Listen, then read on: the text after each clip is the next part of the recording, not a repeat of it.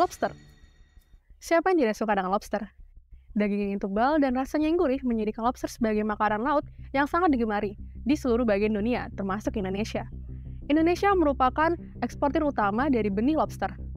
Meskipun demikian, terjadi tren penurunan populasi lobster yang sangat drastis akibat penangkapan masif oleh nelayan. Pada periode 2014 hingga 2019, Menteri Kelautan dan Perikanan Republik Indonesia, Susi Pujastuti, melakukan pelarangan kegiatan ekspor benih lobster. Pada periode berikutnya, yaitu pada tanggal 4 Mei 2020, Menteri Kelautan dan Perikanan Republik Indonesia periode 2019-2020, Edi Prabowo, memberikan izin ekspor benih lobster dari wilayah Republik Indonesia. Hal ini sangat berkebalikan dengan kebijakan sebelumnya. Kebijakan ini bertujuan untuk mendatangkan devisa negara karena harga jual lobster yang tinggi di pasaran. Mau ekspor atau tidak, itu kan tergantung nanti hasil penelaahannya seperti apa. Pencabutan aturan larangan ekspor dan penangkapan benih lobster yang sudah ditetapkan oleh Menteri Kelautan dan Perikanan sebelumnya, Susi Pujastuti dimanfaatkan oleh Edi Prabowo demi keuntungan pribadi melalui kekuasaan yang ia miliki sebagai Menteri Kelautan dan Perikanan. Jangan hanya karena ada 1-2 orang yang ada korelasi sama Gerindra, terus dianggap bahwa saya merasa diuntungkan. Siapa Untung-untungan itu? Macam tak betul je budak ni. Alih-alih menyejahterakan nelayan, gaya pemimpinan Edi yang populistik malah membuatnya tersandung masalah korupsi. Biasanya pemimpin populis mengklaim bahwa mereka mewakili keinginan rakyat kecil dengan menentang kebijakan yang tidak pro-rakyat. Kasus korupsi yang dilakukan oleh Edi Prabowo adalah salah satu hal yang bisa dikatakan sebagai the tragedy of the commons. Pada kasus ini terlihat Edi menonjolkan dirinya ketika merevisi Permen KP nomor 56 tahun 2016 yang menyebabkan penurunan volume ekspor benih lobster menjadi Permen KP nomor 12 tahun 2020 yang menurutnya lebih memudahkan dalam pemberian izin ekspor benih lobster daripada membudidayakannya. Ekspor benih lobster itu secara ekonomi hanya akan menguntungkan para pembudidaya lobster yang ada di Vietnam karena mereka mendapatkan pasokan benih dari Indonesia.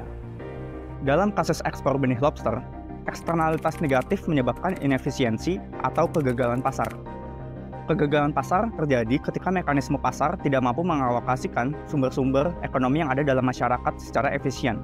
Eksternalitas dan ketidakefisienan pasar timbul karena tidak terpenuhinya salah satu atau beberapa prinsip alokasi sumber daya yang efisien. Ketika hal ini terjadi, akan timbul dampak yang merugikan bagi perekonomian dalam jangka panjang. Hal tersebut menyebabkan tidak terpenuhinya prinsip ekonomi yang berkelanjutan bagi lingkungan dalam prosesnya. Sejumlah nelayan mengaku kebijakan dibukanya keran ekspor benur atau benih lobster menguntungkan mereka. Pasalnya dalam sekali pengiriman, nelayan dapat menjual hingga ribuan ekor benur ke luar negeri. Dampak negatif yang ditimbulkan dari ekspor benih lobster ini adalah yang pertama, benih lobster yang ditangkap menggunakan alat tangkap yang tidak ramah lingkungan dapat menyebabkan kerusakan pada terumbu karang dan berdampak pada keberlanjutan biota laut lain yang tinggal di dalam terumbu karang tersebut. Yang kedua, dalam jangka panjang dapat menyebabkan kepunahan secara signifikan. Yang ketiga, mengganggu rantai makanan makhluk hidup laut. Yang keempat, berdampak jangka panjang bagi perekonomian penangkap lobster akibat habisnya benih lobster di alam. Yang kelima, tingginya tingkat penyelundupan ekspor benih lobster. Yang seharusnya ini menjadi ini tanpa perlu kasih makan, tanpa perlu memelihara, karena Tuhan yang pelihara. Akhirnya, satu saat Indonesia akan kehilangan yang namanya lobster, karena bibitnya semuanya diambil.